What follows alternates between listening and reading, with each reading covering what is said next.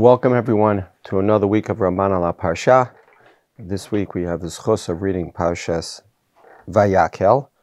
And just to help situate us, to remind ourselves of where we are, obviously, Truma Tetzava is HaKadosh Baruch Hu's commandment of building the Mishkan, both for Rashi and for the Ramban. It doesn't matter, the order exactly, the chronology matters less than.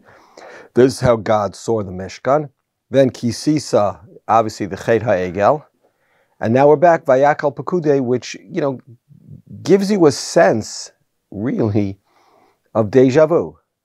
Because everything in Vayakhel Pekudei, essentially, you've read in Truma Tetzava, the order's different.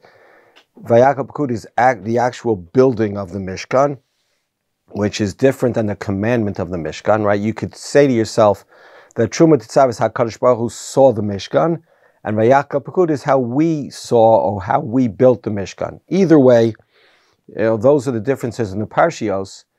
But along the way, there are some really, really significant points that the Ramban has to make, mostly about our relationship with the Mishkan. If we think back for a second to the introductory Ramban to Truma, where the Ramban talks about the Mishkan as being the Makom Ashras HaShechina, and a traveling Har Sinai, etc., then obviously the Ramban would, it's not necessary, but it seems likely the Ramban would give great significance to how the Mishkan was built and how the materials were donated. And in fact, that's what we find. We find random Rambans in Kisisa in particular, but then you come to this week's Parsha. And here we have in the first parak of this week's Parsha, in parak Lamed Hey, let's go to Pasuk Chaf Aleph. Says the Torah, Vayavo kol ish asher nisa'o libo, v'chol asher nadeva rucho oto heviu et trumat Adonai limlechet oel moed, ulechol avodato ulevigdei hakodesh.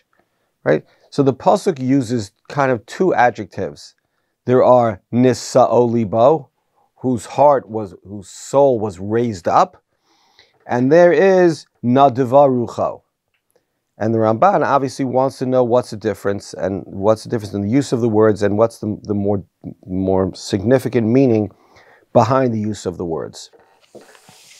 So says the Ramban, Vayavo kol ish asher nisa'o libo al hachachamim ha'osim b'melacha yomar kein. When the Torah uses the word nisa'o libo, it's talking about the artisans, the craftsmen who actually built the Mishkan. Why? Ki lo motzinu al hamitnadvim nisiyut leiv. The Torah never describes the donors, which again, I don't have any proof to this, but I assume was everybody. Everybody donated to the Mishkan. But he says the Torah doesn't describe them as nisiyut leiv. Rather, the Torah describes them as aval yazkir bohem nidivut, right? Generosity. Everybody in Bnei Israel was generous. Everybody in Bnei Israel felt the need to build a Mishkan and wanted to be part of it. That's generally described in the Torah as nadeva rucho, right? A generosity of spirit. Okay, so what's nisa'o libo? And here the Ramban has a really, really fascinating insight. V'ta'am asher nisa'o libo likava lamalacha. What does it mean that somebody his heart was nasa libo, that it carried him? Here the Ramban repeats something he said in Kitisa, but it's really a fascinating idea.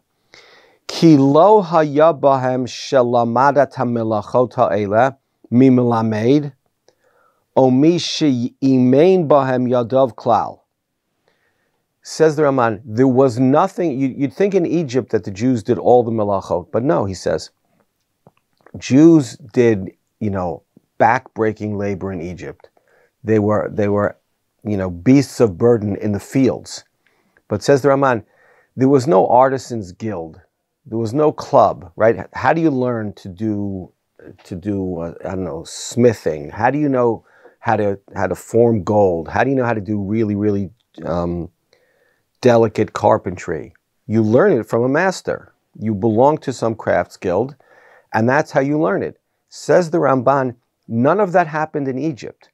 So that when Moshe Rabbeinu asked Klal Yisrael, who knows how to build, an Aron? Who knows how to build a Mishkan? Who knows how to build a Mizbeach? The fact was, the answer was no one. No one had ever done any work like that. And here's where the Ramban has this incredible insight. Aval matz, so you have people, no one had ever done it before. Omishi imein b'hem yadav klal. Aval matza b'tivo sheyeda la'asot kein vayigba libo b'darkei Hashem. When Moshe asked them, there were people sitting there who were literally nisa'o libo. They thought to themselves, you know what? I think I could do that. Now, it wasn't true. They couldn't. But they felt it. They were nisa'o libo. It's sort of like, you know, if you went into a kindergarten class and you asked, you know, who knows how to sing? So every kid would raise their hand. Who doesn't know how to sing? You know, but if you go into a college class and you ask who knows how to sing, so people are nervous to raise their hands because they think you need some kind of level of professionalism, etc., etc. Says the Ramban, it's almost like Moshe Rabbeinu was talking to a kindergarten class. Kindergarten class, you know, the greatness of a kindergarten child is that it hasn't been beaten out of him all the things he can't do. He believes in himself. She believes in herself. And so they saw themselves that way, and that's called Vayigba libo. That's called being raised up to another level. Sorry, so Lavo lifnei Moshe lemor lo, Ani esek kol asher adoni dover. I can do this. What does it mean I can do? I don't know for a fact, but I think I could do this. I'm inspired to do this. Ukvar iskarti ze beseder ha'acher. V'hinei amar, shabo lifnei Moshe kol asher nisa'o libo lekavra lamelacha, v'chol asher na'devaru cha'oto heviu hatruma. Right, there's a difference. The generous people donated to the Mishkan. The people who were nisa'o libo, they actually did the work. On some level, the Ramban would have to say the same thing is true about Bezalel. He also had zero experience in this area. But HaKadosh Baruch Hu said that you can do it. Bezalel believed HaKadosh Baruch Hu, and he became the leader of these people. Now, is it a miracle? When a person, you know, does fine artwork, and fine carpentry, and does all these things that he didn't know how to do before. I don't think the Ramban means to say that the building of the Mishkan was a miracle. But there are many levels below a miracle that interest us and that fascinate us. And it's sort of like, it's being inspired, right? It's some form of Ruach HaKodesh. It's some form of Bas Kol. It's a calling that a person feels that he has, and his work is inspired by God. It's not a miracle. It's not like, you know, he held the paintbrush and then God made the picture, right? There are things you see in the world. I don't see it in art, I'll be honest with you, but I see it I hear it in music, right? You listen to a beautiful piece of music and you feel divinely inspired. You feel like HaKadosh Baruch Hu had some role in the creation of this piece of music. And certainly people, and I get it, people would see that in art, right? You go see a Rembrandt, you go see a work that's spectacular. You can be religiously moved by it. I know Lahavdil, you know, the Rav thought that about math. Rav Lichtenstein did not see it, right? The idea that in math you could see the secrets of the universe and HaKadosh Baruch Hu's role. Okay, I can't see it either. But the idea that you or we can be inspired by something, religiously inspired by something that's not religious, on some level, that's the secret of the Mishkan. And on some level, that's what the Ramban is saying here. These people did not do anything miraculously, but they were divinely inspired. And when you're divinely inspired, you know, to sweep a floor, I believe the floor is cleaner than if you just sweep the floor because you have to sweep it. When you do it because HaKadosh Baruch Hu wants you to do it, when you do it because you're imitating HaKadosh Baruch Hu, or you're making it for HaKadosh Baruch Hu, or you're in whatever way inspired by HaKadosh Baruch Hu, that's nisa'o libo. Literally, you are lifted up to a level that you would not be able to, that you were not entitled to before. And you were lifted up by God. You know, how you become such a person, the Ramban doesn't attempt to explain, and I certainly won't attempt to explain. But I think the idea, you know, when you're doing art, when you're doing music, when you're doing anything in the world, and you feel inspired, it comes out more beautifully, and people see it, and it's ki'ilu, they think to themselves, God had a role in this work of music. God had a role in this work of art. God had a role in this theory of geometry. It's so beautiful, it's so moving, that's how people see it, that's how people experience it. And it says the Ramban, and that's in fact what happened. These people were inspired by God to do things that they couldn't otherwise do, that they shouldn't otherwise have done. And the result was the Mishkan. Okay, that's the first Ramban. I think it's a fascinating idea.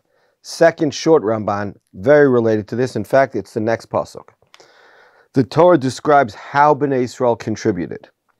And says the pasuk, Vayavo ha'anashim al hanashim, kol nediv lev heviu chach vanezem v'tabad v'chumaz kol kli zahav v'chal isha shehinif tenufat zahav ladonai. That's the pasuk. Vayavo ha'anashim al hanashim. Says the Ramban, Ba'avur ki hanidava batachshitin hi mitsuya etzel hanashim yoter. Right? The simple meaning of the pasuk Vayavo ha'anashim al hanashim reads to all of us, I think, that the women were the main givers, and also the men came. The men came on top of, or after, or in response to the women. So says the Ramban, really on a simple level, look, if what you need most for the building of the Mishkan are earrings and armbands and all kinds of jewelries and things like that, so the women had more of that than the men. Women have more jewelry than men. So therefore they donated first, and the men followed them. V'chulan hayu lahen, uparku nizmehem v'tabotehem miyad uva'od tchila, v'ha'anashim asher nimtzu'u lahem heviu imahem. And the men also had some types of jewelry, not as much as the women, they brought also. Kitam al hanashim shehein hayu sham barishona, v'ha'anashim nitfilu lahen. Says Ramban, this is how you read the pasuk. The women were the major donors, and the men also came. V'chein nacha aram al Ephraim. What does the pasuk mean in Yeshayahu? Nacha aram al Ephraim ki hamilchama hi le'Ephraim. Ephraim was the main combatant in the war. Aram joined them at some point. Just like Vayavo ha'anashim al hanashim, the women were the real givers, and the men joined them. Now, you could leave the Ramban just, kipshuto, the words that he says, that it turns out the women had more opportunity to give, and so they came first, or it could be slightly more. There could be something, the Ramban could be saying, there could be something about women and their relationship with the Mishkan and their desire to give that made them bigger donors than the men, that made them more likely to give than the men. And that could also be pshat in the pasuk. It's hard to know exactly. But the idea that I think generally speaking, as it's stucca enterprise, right? Women's midrashot and women's schools have it slightly harder to raise funds because at least in the old days, men gave money. Men gave money to their yeshivot and the women less so. Now perhaps it's changed. Women, it's not just that the role of women has changed, but women actually work. Women have their own money. Women share in the economics of the house. So it's hard to know. But the sense you get here in the Ramban is that it's not just that women had more tachshitin, so therefore they had more opportunities to donate, but there's something about the women and their relationship with the Mishkan which makes them more likely to and more quickly to donate, and the men were secondary in that approach. Now, why do I say that? First of all, it feels right to me, but because of the last Ramban we're going to do today. And that is at the very end of the parasha in Perek Lamed Ches, Pasuk Chet. Says the Torah there, Vayas eit hakiyar nechoshet ve'eit kano nechoshet b'marot hatzovaot asher tzava'u petach al moed. They made the kiyar from what? B'marot hatzovaot. So first Rashi. It's a famous Rashi. It's not really a Rashi, it's a Medrash, but the Ramban's going to respond to it. Says the Medrash, Benot Yisrael hayu biyadan marot sheraot bahen kishein mitkashtot.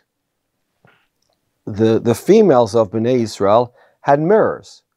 Mirrors in which they beautified themselves. They put on makeup. They made themselves look beautiful. And the Medrash further, Rashi doesn't quote it, but the Medrash further says that, that's how they enticed their husbands in Mitzrayim. The husbands didn't want to have more children. Why bring more children into this horrible, world of slavery? The women enticed them, seduced them, hard to, tachas hatapuach or articha. It's a famous Medrash. Hard to know exactly what it means. But the point of the mirrors was for the Yetzer Hara. Ultimately, it was for good. But it was to beautify themselves so that their husbands would sleep with them. And says the Medrash, Va'af otan lo ikvu. Even those things, the most personal items, the things that you'd never think should be given to the Mishkan, the women were happy to give to the Mishkan. V'hayam Moshe mo'es bahen. And Moshe was disgusted by it. Wait, these mirrors that you used to have children in Mitzrayim, to beautify yourselves so that your husbands would be attracted to you, you want to make something from it in the Mishkan? Mipnei she'asuyin liyetzer hara. Right? Moshe was dead set against this. This is not the kind of thing that you use to build a kiyar. This is the kind of thing that the Yetzer Hara speaks to me through. Omar lo HaKadosh Baruch Hu. No. Says to him, God says no. Elu chavivin min hakol. Says HaKadosh Baruch Hu to Moshe Rabbeinu, I love the donation of the mirrors of the women more than all other donations. She'al yidehen ha'emidu hanashim tzvaot rabot b'Mitzrayim. That's how they kept having children in Mitzrayim, through these mirrors. Why does it make sense to build a kiyar from the mirrors? V'na'aseh ha'kiyar mehem shehu lasum shalom bein ish le'ishto. Why? Lahashkot min hamayim shebo le'isha shekine la ba'ala v'nistira. That's Rashi quoting the Medrash. Why does it make sense for the women to give these mirrors dafka for the kiyar? Because when they had to do, God forbid, the sota process, where they got the water from was from the kiyar. And if it worked out, right, the couple could reconcile and live together again, and Shalom Bayis beats out everything.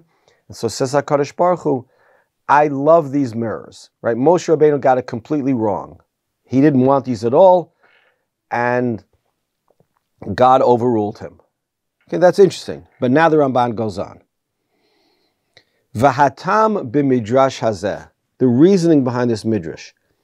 Shebechol melechet hamishkan kiblu atachshitin min hanashim. Wait, says the Ramban, what's the big deal that they took the mirrors? They took all the jewelry, they took other things from women, and worse things. Vayavoha anashim al hanashim, right? The pasuk we just did. The end of that pasuk says, Veviu chach vanezem v'tabas v'chumaz. Okay, what are these things? So if you think back, kumaz or chumaz, Rashi there says it's an acronym for kan makom zima.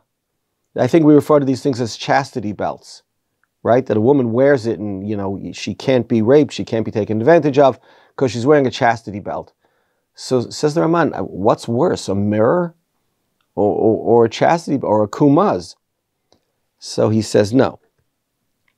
The point was, so he's going to talk about the kumaz. He says, Aval sheyasu kli miyuchad minat. I'm sorry, no. Right, so that's bad. Yoter nimas. So what's the difference? So now the Ramban says, Aval sham nit arva kol hanidava. Right. In that case, it's true. Let's say they donated among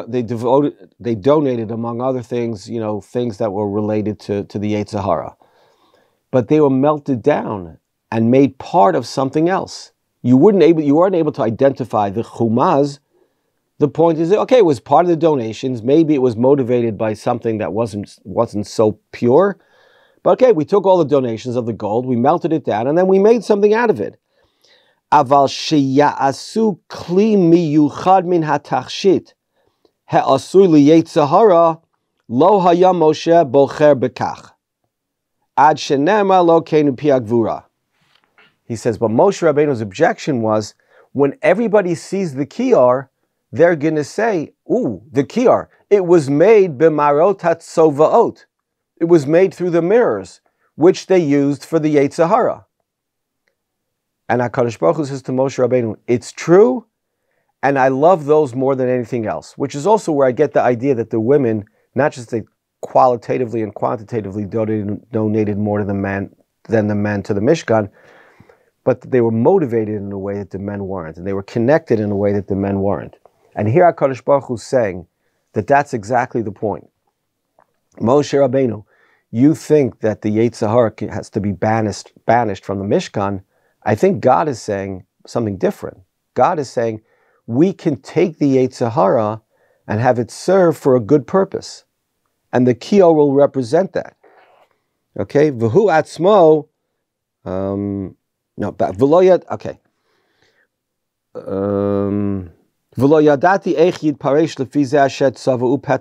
Okay, the question is, what does it mean, tzava'u petach ha'moed? We'll come back to that in a second. Ulai yomar, sheheviu ha'anashim ha'nidava hahi el ohel Moshe, shekira'o ohel moed. Right? That's a technical point. The Mishkan wasn't yet built. So what's the ohel moed? So Ramban says the ohel moed was the ohel of Moshe. Wherever Moshe lived, wherever he established a tent, that was the headquarters for donations to the Mishkan. V'hu atzmo kibel mehem al pi adibur.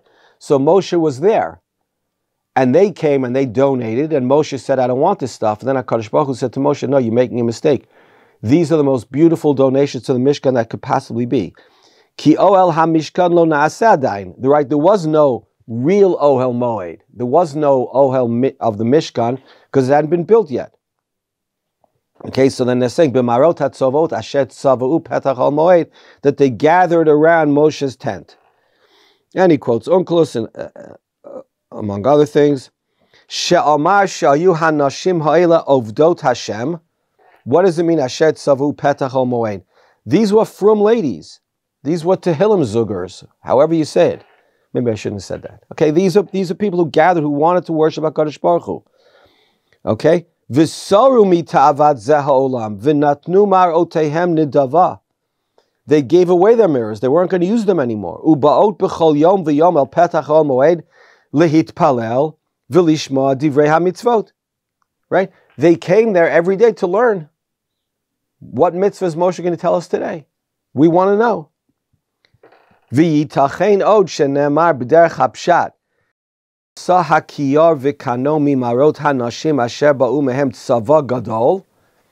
Right, that the kiyar was made out of the mirrors where multitudes of women came to the Mishkan to donate. It